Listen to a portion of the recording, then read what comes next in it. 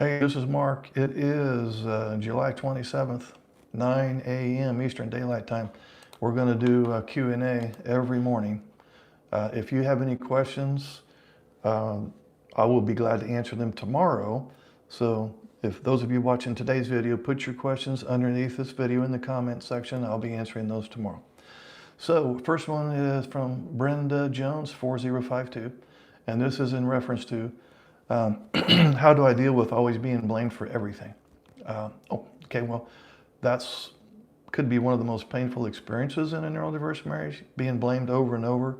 You know, that can slowly erode your confidence until you begin questioning your own judgment. Now, in many cases, if not most cases, your ASD spouse isn't consciously trying to make you the problem. When they're overwhelmed, their brain naturally searches for one clear explanation, and unfortunately, that explanation often becomes you.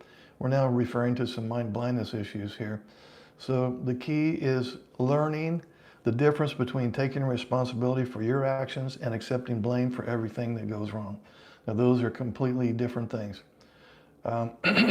We could go deeper on that. If you ever want to schedule a one-on-one call with me, we could get to the root of that. I know these are kind of superficial, one-size-fits-all answers here, but that's the best I can do without getting more information from you. Next one is from Freddie Coco.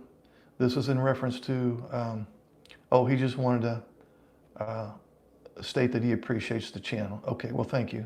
That's very kind. Thank you. Warren Willow. This is in reference to how can I communicate gray areas to someone who thinks in black and white? Well, yeah, your ASD spouse definitely thinks in black and white terms, either or. That is a great question, comes up a lot. One thing that often happens, or one of the things that will help, is making abstract ideas concrete.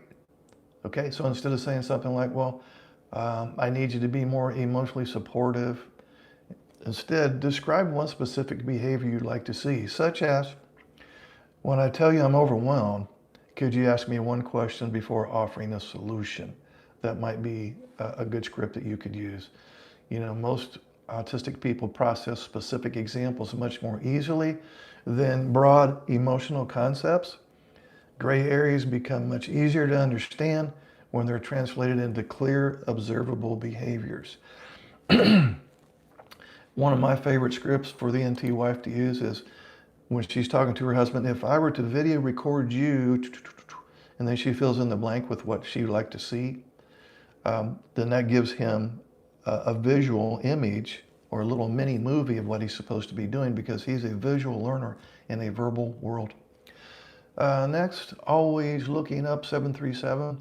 This is in reference to why do we have great conversations only for my spouse to forget everything the next time they're upset?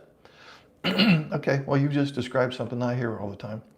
So during calm moments, your ASD spouse may genuinely understand your perspective, but when stress or frustration takes over, the brain often shifts into survival mode, where it loses access to many of those insights. It goes from prefrontal cortex to hindbrain, parasympathetic to sympathetic. He's no longer listening with his new brain.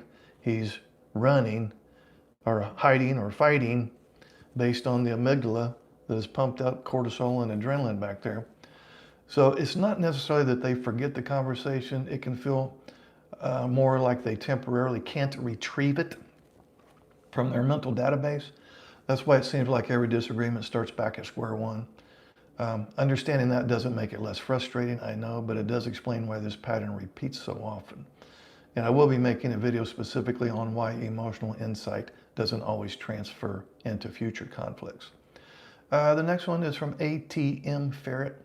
This was in reference to how do I respond when my husband becomes overwhelmed, wants to sell everything, gives up financially, threatens to overdose, or throw things. Okay, well, sounds like you're dealing in that case with a very fearful 12-year-old boy. The emotional age of a 12-year-old when he's behaving like that. So first of all, I'm sorry to hear that you're carrying all of that, and what you're describing goes well beyond the typical communication difficulties. So the first two behaviors sound like someone whose stress pushes them into extreme all or nothing thinking, but threatening suicide, even if it seems impulsive, or throwing objects, are serious warning signs that should never be minimized. This has turned into a safety issue now. Your safety and your husband's safety have to come first. If you ever believe those threats are credible, or you feel physically unsafe, you definitely want to reach out to trusted family members, mental health professionals, emergency services, and so on. My personal opinion is to always take suicidal ideation seriously. Too many cases where the spouse or somebody else did not take it seriously, only to find out that they were very serious and that they went ahead and followed through. The last one is Gray 5857. This was in reference to as an AUDHD husband, which means he has autism and ADHD.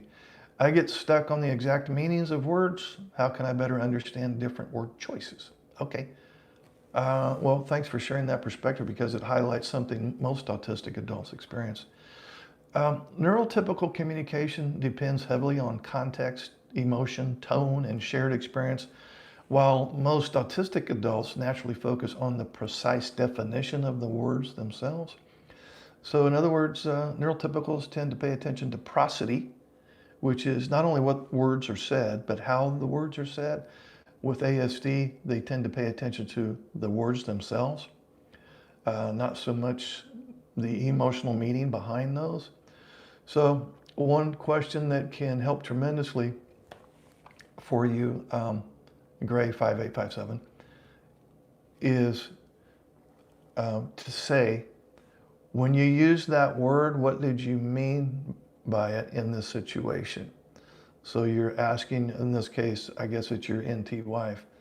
She says something, maybe you're taking it too literally or whatever. Ask her, when you use that particular word there, or this particular phrase, what did you mean by it in this situation? So that kind of invites clarification instead of debate.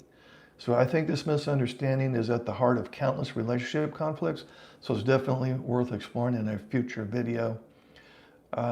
So we'll wrap that up for today. If you have any questions that you'd like me to answer tomorrow, which would be 7/28 of 26, just feel free to dump it in the comment section below, and we will do this again tomorrow morning. Thank you.